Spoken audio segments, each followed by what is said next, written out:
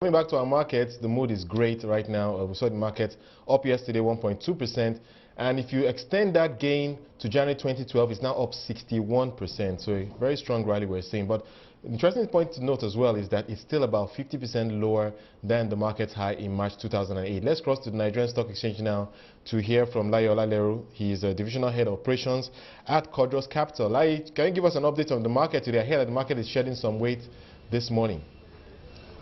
Yeah, good morning, Wole, and thank you for having me on your program once again. Yeah, as said, the last time I checked about 15 minutes ago, the market is down by 15 basis points. And this is not coming as a surprise, basically because for the past 7 trading days, we've been seeing the market rallying up. And so at some point in time, the profit takers will definitely come into action.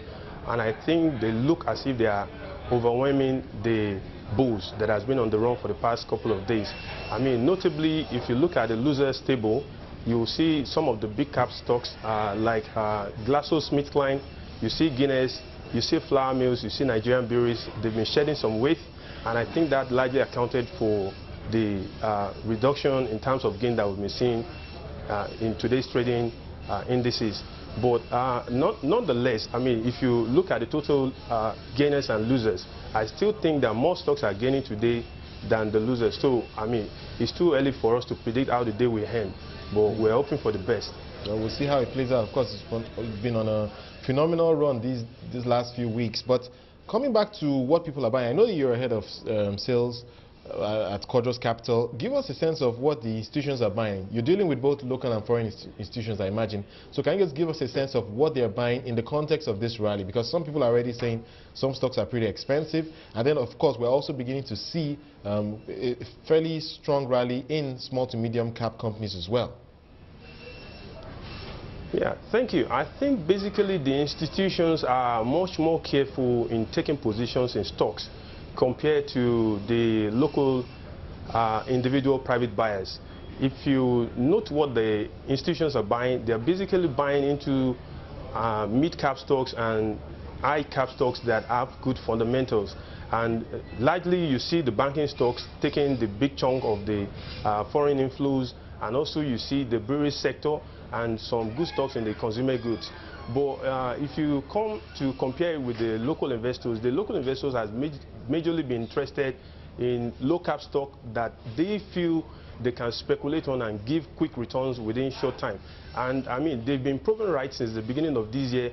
If you've been looking at what has been happening in the market, and if you unpick some of the stocks that we're speaking about, you see a Wole bank that has gained over 100% in the past 30 trading days. Yeah. You see a Unity bank that has given fantastic returns.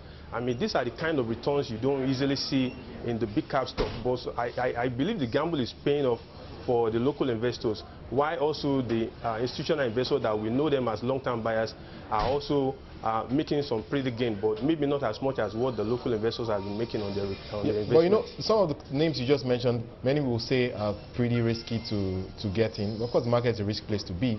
But which stocks are you pitching to investors right now?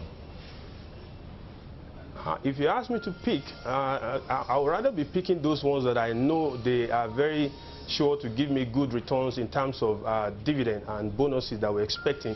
And I will basically be referring my clients to buy the tier 1 and tier 2 banks, because on the back of the Q3 result that we've seen last year, I mean, it's basically a no-brainer that these companies are going to end up with a very good full-year result, and we'll definitely see them coming up with bonuses and dividends that are bigger than what we've seen last year.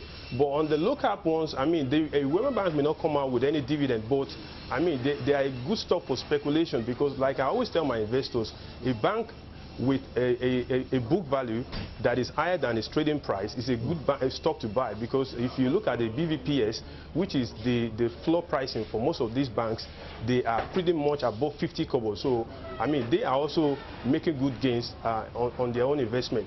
They may not necessarily be looking forward to dividends, but they can make their own dividends at home by buying the stock at a low price and selling at a higher price and keeping their own gains as well.